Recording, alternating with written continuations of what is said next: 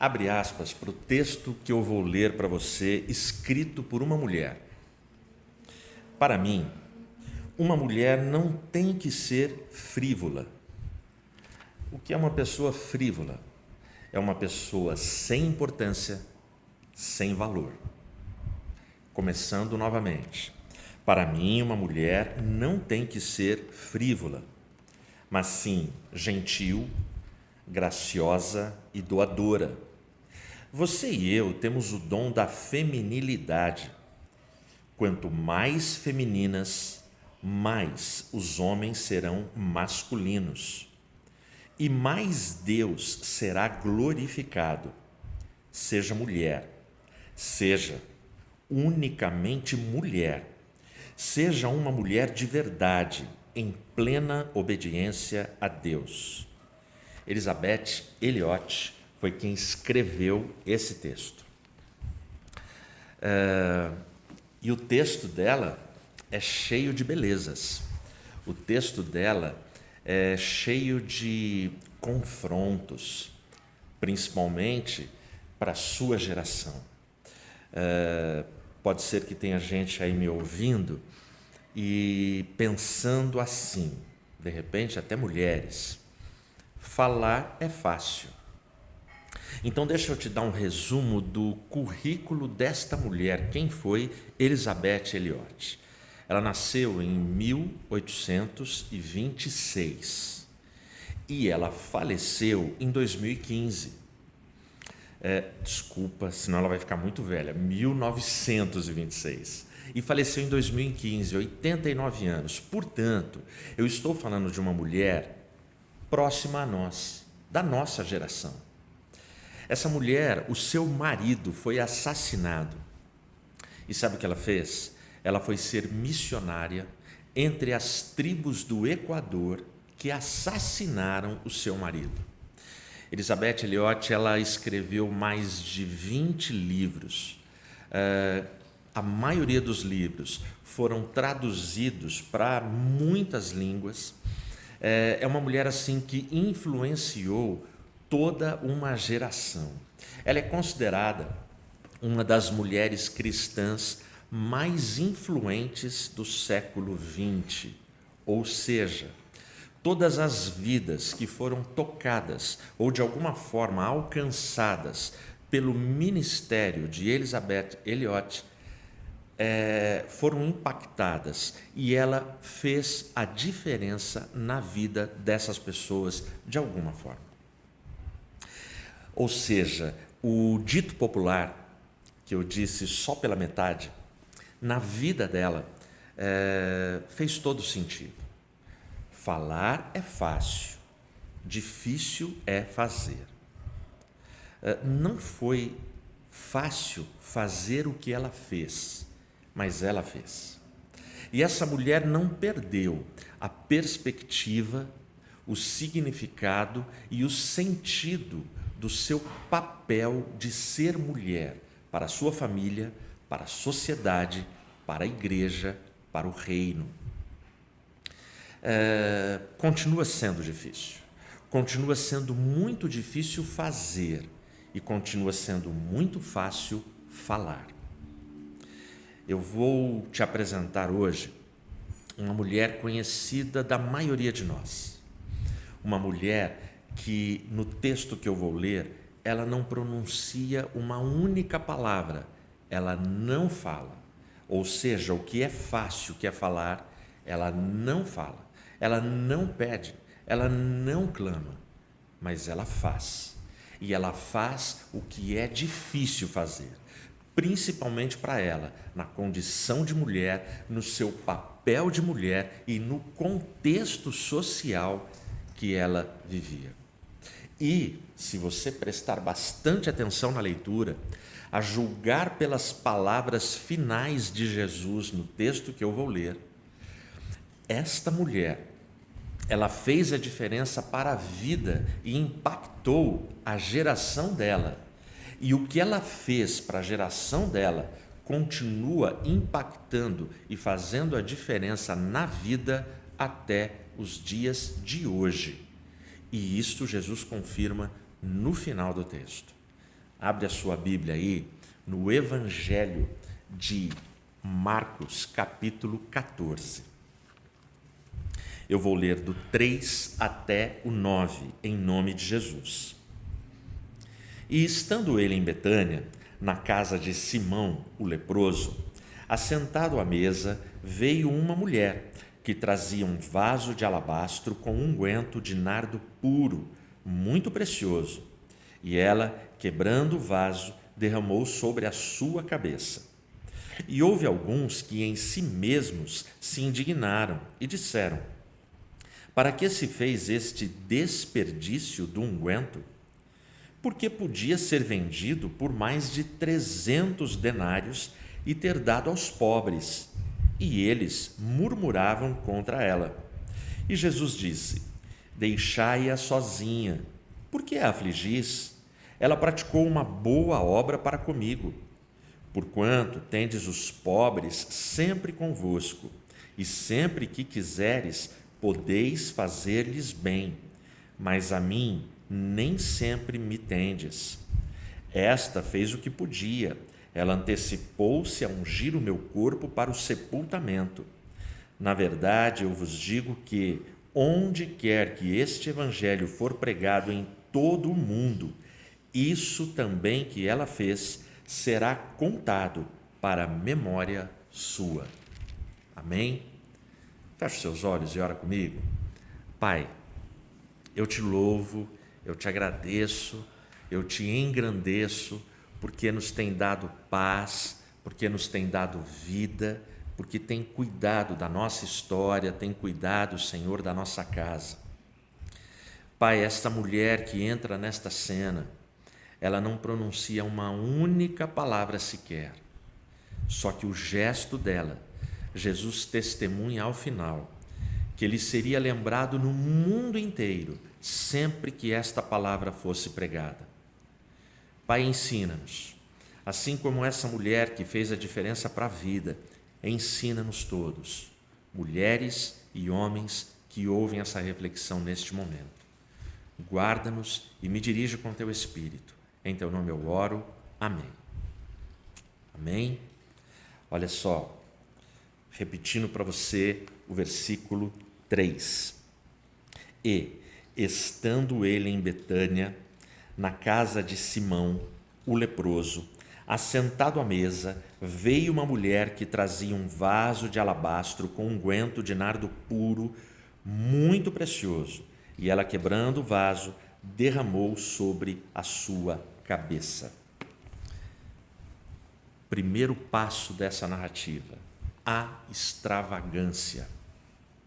O texto começa apresentando Jesus na casa de Simão. Existe no Novo Testamento 9 personagens que têm o nome de Simão.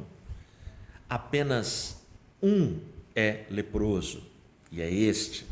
Aliás, Simão é o único leproso do Novo Testamento que tem nome, que o nome é apresentado para a gente. Somente esse início de narrativa, de texto, de informação, já nos apresenta algo inusitado naquela sociedade e para toda a audiência que assistia o que estava acontecendo ali, que eu acabei de ler para você. O texto não fala se os 12 estavam ali, o texto não fala sobre quantidade de pessoas que estavam ali, mas a dedução óbvia pelo contexto anterior e posterior é que parte dos discípulos testemunharam aquele momento, outros religiosos, outros curiosos, gente da casa estavam ali. Leproso era considerado alguém condenado pela sociedade, um pecador extremo para a época, alguém que não dava para se aproximar. Jesus entra na casa de Simão o leproso. Ele não apenas entra, Jesus ele entra, conforme o texto diz, para cear. Ele sentou à mesa, ele vai participar de um lanche, de um jantar, de um banquete sei lá, mas ele entra para fazer uma ceia. Jesus entrou na casa de alguém que ninguém entraria.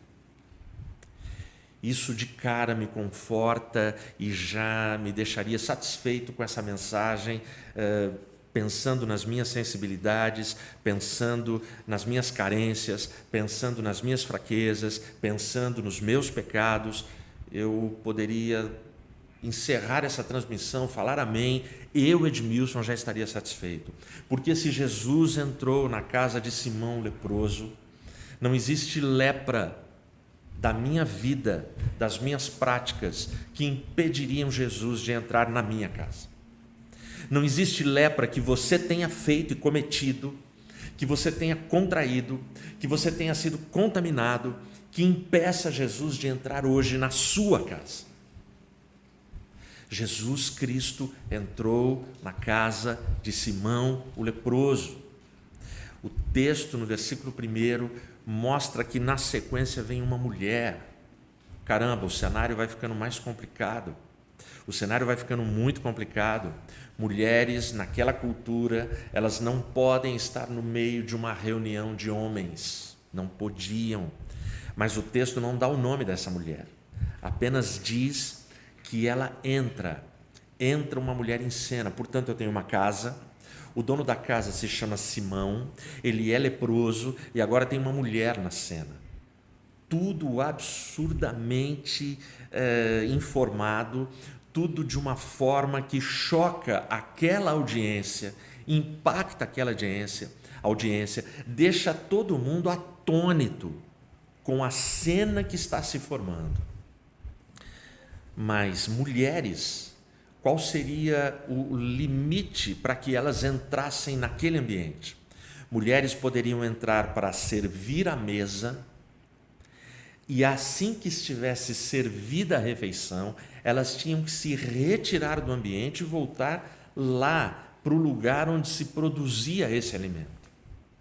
Elas não podiam ficar presentes. Mas essa mulher, ela entra, faz o seu serviço, mas o texto diz que ela carrega com ela um vaso de alabastro. O que é alabastro? É um mármore forte, duro, pesado, frio. Esse vaso é um recipiente. Aquele vaso de alabastro, ele era mais ou menos, por todos os vasos da antiguidade, ele tinha de 10 a 20 centímetros no máximo de altura. Portanto, junto com o que ela trouxe, ela traz, escondido de alguma forma. Ela não anunciou para ninguém, ela não falou nada para ninguém. E ela vem com esse vaso de alabastro. Não bastasse isso, a cena vai ficando cada vez mais chocante. Tudo que vai acontecendo ali sem palavras vai ficando cada vez mais chocante. Ela quebra o vaso. E para quebrar um vaso de alabastro, ela precisou imprimir força. Não é uma batidinha, não é uma quedinha no chão que vai fazer com que um vaso de alabastro se quebre. Você precisa quebrá-lo propositalmente. E aí ela quebra. O texto diz que o que continha naquele vaso era nardo puro, um perfume que vinha do Himalaia. Ele era importado e ele já era trazido neste recipiente. Este recipiente com nardo puro, o texto nos informa que ele custava algo em torno de 300 denários, talvez um pouco mais, talvez um pouco menos. E quanto era um denário? A informação que a gente tem é que um denário era o equivalente de um trabalhador, naquela época, o pagamento de um dia de trabalho. Seria tipo uma diarista. Então a gente só consegue fazer o cálculo por aproximação. Hoje, aqui na cidade de Campinas, uma diarista, ela vai cobrar, em média, R$ 150. Algumas cobram um pouco mais, outras cobram um pouco menos. Portanto, eu peguei a média, R$ 150 por um dia de trabalho. Se você pegar 150 e multiplicar por 300, você tem a quantia de R$ 45.000. Bom, aí eu fui atrás do perfume mais caro ou entre os mais caros desse mundo caído que a gente vive, o Chanel número 5.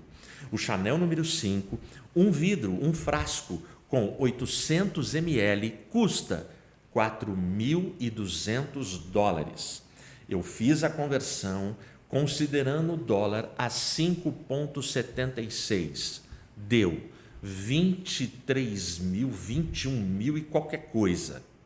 Ou seja, mais de R$ 20.000. O Chanel não chega nem perto do nardo puro.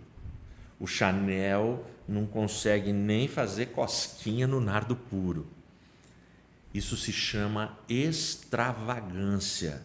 Essa mulher, ela pega esse perfume, ela quebra o vaso e o texto, versículo 3, termina dizendo que ela unge, ela derrama todo esse líquido na cabeça de Jesus Cristo. Uau! Não é pouca coisa que está acontecendo ali. É algo absolutamente inusitado e surpreendente. A cena é de uma extravagância sem limite. É uma extravagância do bem. Jesus certamente ele ficou extremamente sensibilizado e na continuação do texto nós vamos perceber a sensibilidade de Jesus, a gratidão, a aprovação, a alegria de Jesus por este gesto desta mulher. Trocando em miúdos, ela não pensou em si mesma, ela renunciou aos interesses dela, ela abriu mão das economias dela, ela só pensou em Jesus. A pregação de João Batista e a pregação de Jesus estava se materializando dentro daquela casa. Esse é o motivo da sensibilidade altíssima de Jesus com a cena. O reino de Deus chegou a vós, o reino de Deus entrou naquela casa. Era a extravagância de uma adoradora. Adoradores são extravagantes. Deus tem sido extravagante com a minha vida. E eu te explico. Em uma frase poética que eu li e tomei a liberdade de parafrasear para a minha vida. Para mostrar a sua graça, Deus me deu a sua cruz, mas para mostrar a sua extravagância, Ele me deu a Regina, e através da Regina veio os meus filhos, e aí esses netos. Isso é extravagância, elevada a não sei qual potência, porque eu não sei mensurar o tanto de amor com o qual eu sou amado por Cristo, através de pessoas como eu, através da minha família, através da minha casa. Primeiro passo desta mulher que faz a diferença na vida, extravagância. Aí eu vou ler para você agora, do versículo 4 até o 7. Acompanha aí. E houve alguns que em si mesmos se indignaram e disseram: para que se fez este desperdício do unguento? Grava essa palavra, desperdício. Porque podia ser vendido por mais de 300 denários e ter dado aos pobres, e eles murmuravam contra ela. Grava essa palavra, pobres. Confronta desperdício com pobres. Olha só, o 6. E Jesus disse: deixai-a sozinha, por que a afligis? Ela praticou uma boa obra para comigo, porquanto tendes os pobres sempre convosco, e sempre que quiseres, podeis fazer-lhes bem, mas a mim nem sempre me tendes. O primeiro passo dessa narrativa é a exuberância, é esse momento de adoração sublime, sabe? É essa extravagância que mexe com a nossa alma, tudo fica exuberante, tudo fica lindo. Só que imediatamente a gente entra para o passo da crítica. Eu tenho a extravagância e agora nesses versículos eu tenho a crítica. Mulher que quer fazer a diferença para a vida tem que saber suportar críticas. E a crítica aqui é: para que desperdiçar tanto se podíamos ajudar os pobres? Por quê? Então, primeiro vamos ficar com a palavra desperdício.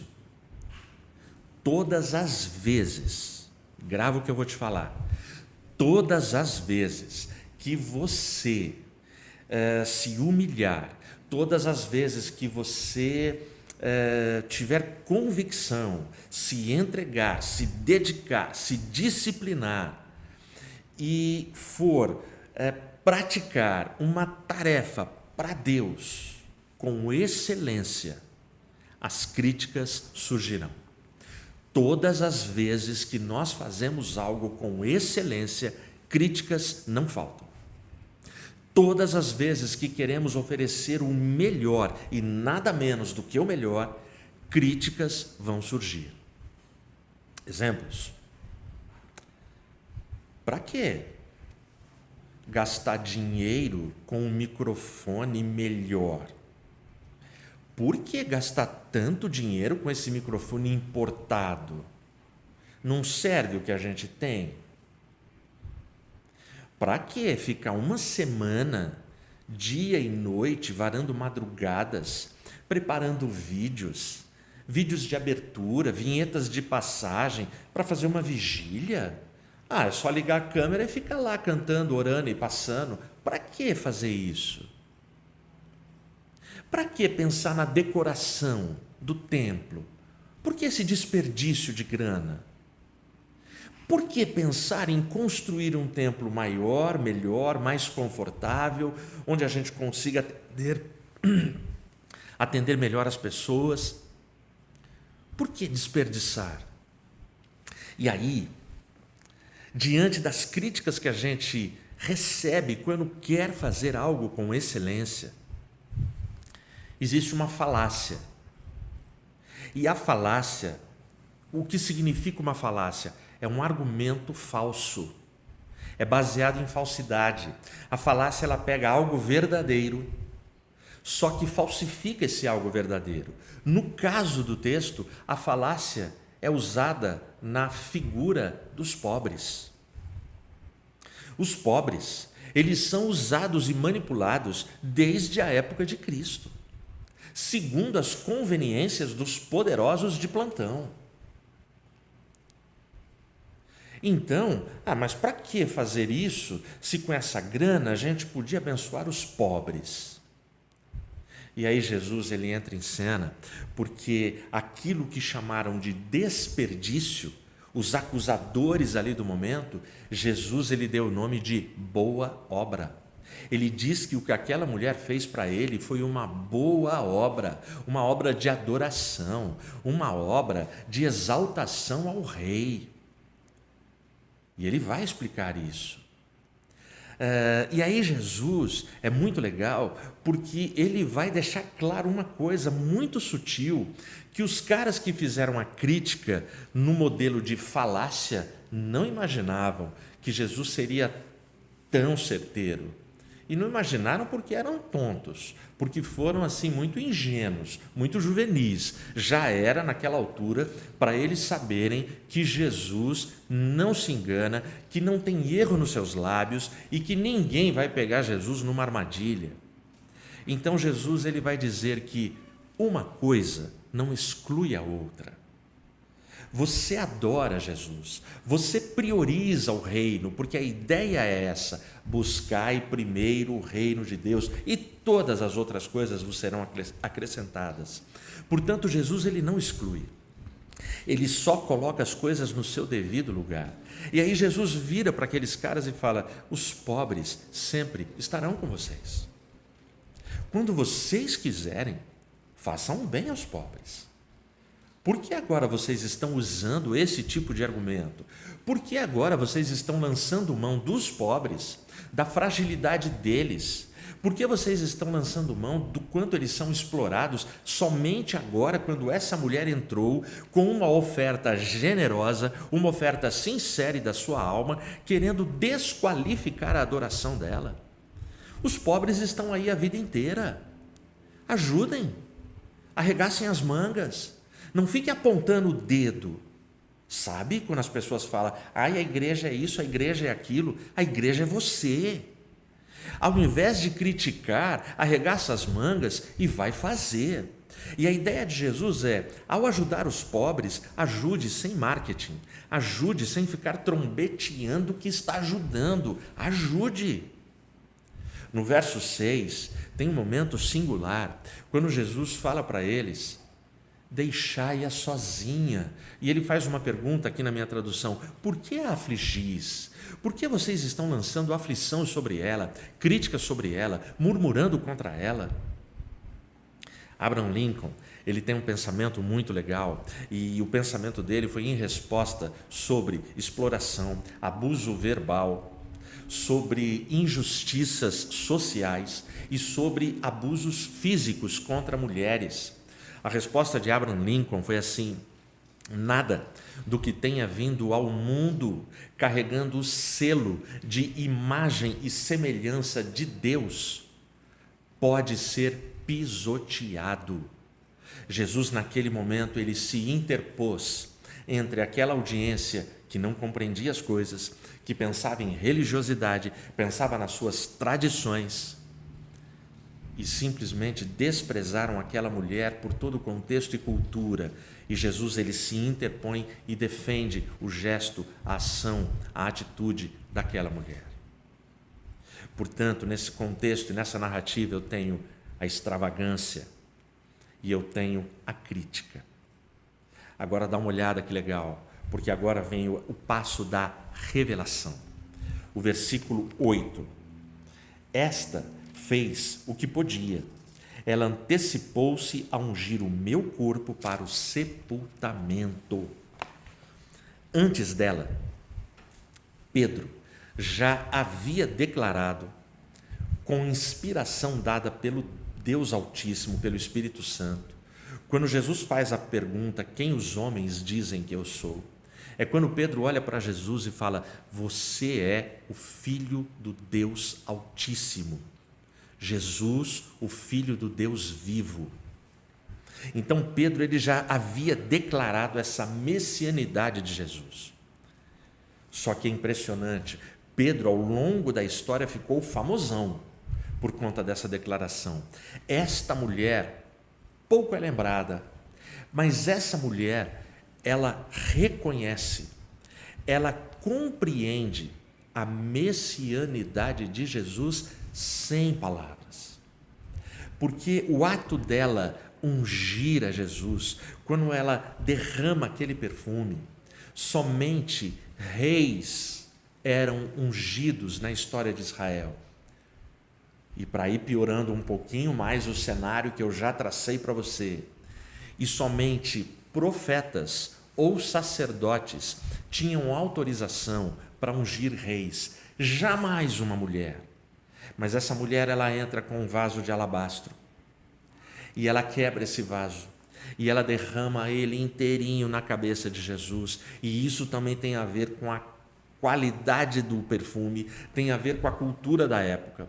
Quando você abria um vaso de alabastro, você tinha que usar integralmente o perfume, senão rapidamente ele perderia o seu valor, ele perderia o seu perfume.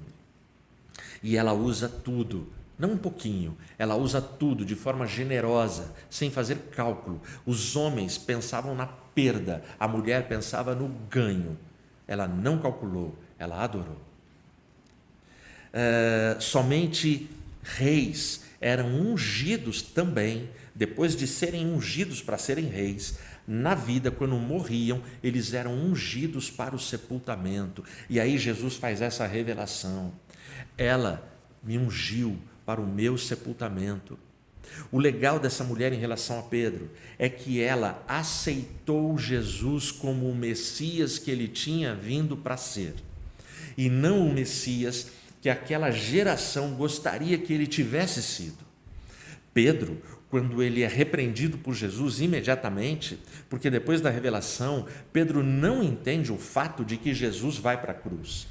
Não, Senhor, isso não vai te acontecer. É quando Jesus imediatamente tem que falar: arreda-te de mim, Satanás. É muito louco quando a gente pensa nisso. Pedro, ele queria um Messias libertador. Apesar de Jesus estar falando, estar se revelando, Pedro não compreendia integralmente. Mas essa mulher compreendeu, ela aceitou, ela ungiu, ela ficou em silêncio, ela amou a missão do Mestre. Ela fez a diferença para a vida. Essa mulher fez. Agora, a parte mais legal dessa revelação é a frase inicial do versículo 8. Ela fez o que podia. Essa expressão indica que essa mulher, ela fez o seu melhor. Essa mulher pagou o preço. Essa mulher renunciou à vida dela. Essa mulher pegou as economias dela. Essa mulher deu a cara a tapa. Essa mulher quebrou paradigmas. Essa mulher não se importou com aquilo que as pessoas iriam falar. Essa mulher ofertou generosamente. Essa mulher, ela foi para cima. Ela foi decidida. Essa mulher, dentro dos limites dela, fez o que podia. E você? Você tem feito o que você pode, tudo aquilo que está ao seu alcance? E eu tenho feito o que eu posso, aquilo que está ao meu alcance? Ou todas as vezes que a gente vai fazer alguma coisa para Jesus, para a igreja de Jesus, a gente fica fazendo cálculos e contas? Eu não sei se devo, não sei se posso. Nessa pandemia eu fui em hospitais para ungir enfermos. Nessa pandemia, eu fiz casamentos. Nessa pandemia, expulsei demônios. No nome de Jesus, todos esses atos pastorais. Recebi críticas de pessoas que falaram: pastor, você vai arriscar a sua vida, é a sua saúde. Eu falei: eu sei que é a minha saúde. Mas são ovelhas que eu pastoreio. São ovelhas que eu preciso de alguma forma atender.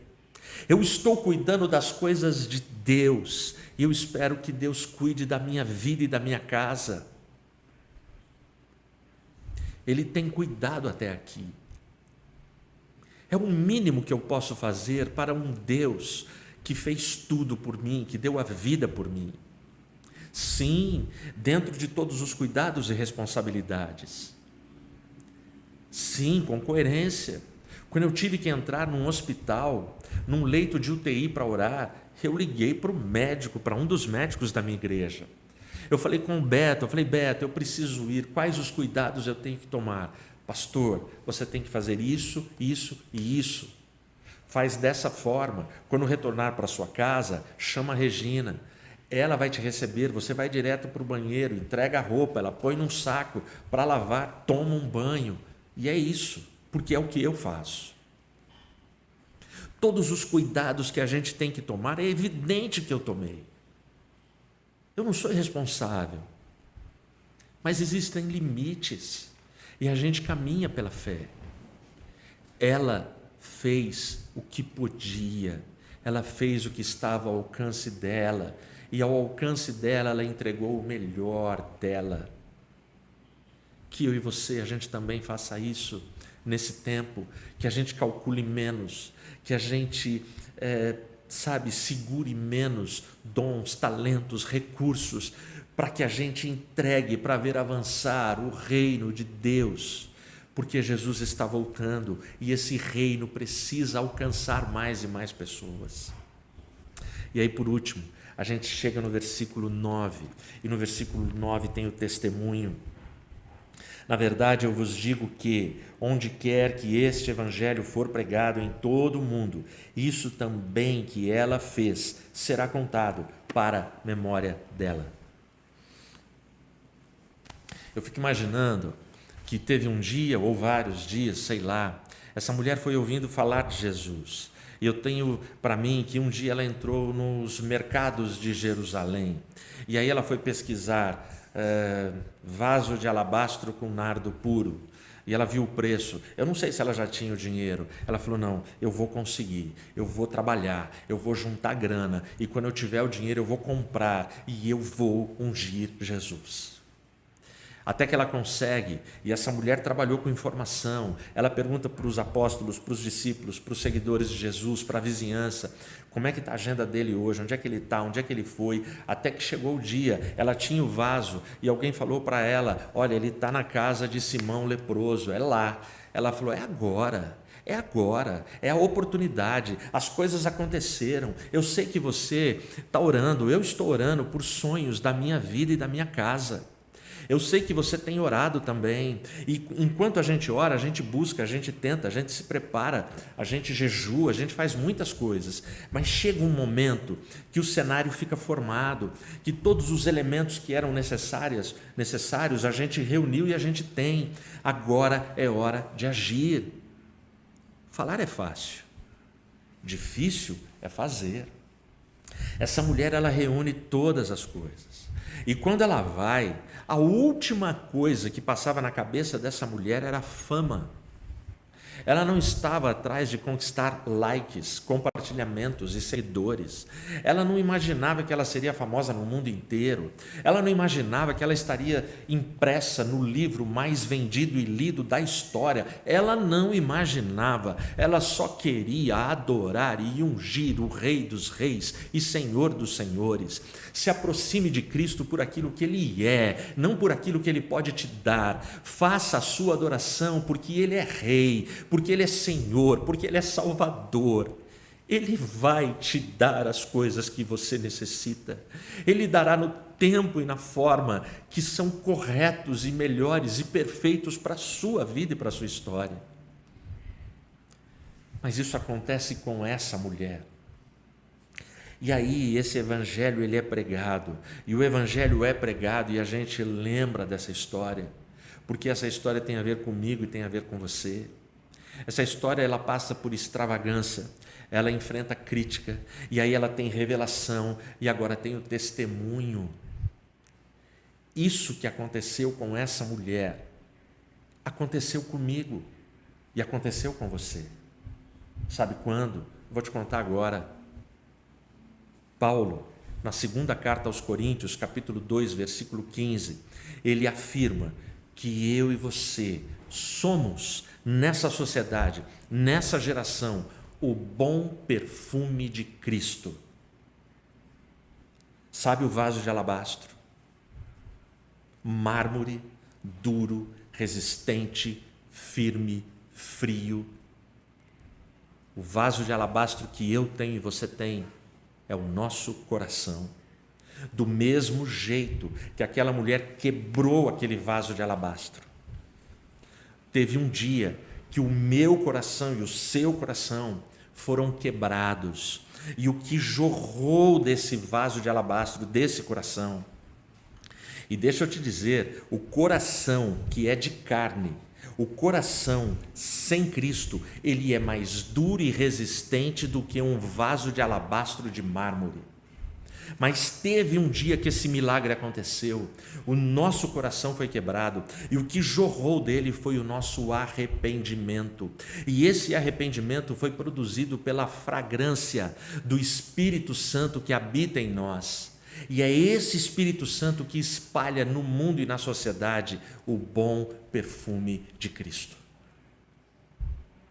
Termino essa reflexão com um pensamento marcante de Elizabeth Elliot, da missionária que foi viver entre as tribos no Equador, da missionária que fez a diferença na sua geração, que viveu até 2015, que entendeu todos esses movimentos malucos que mexem com a nossa sociedade nos dias atuais.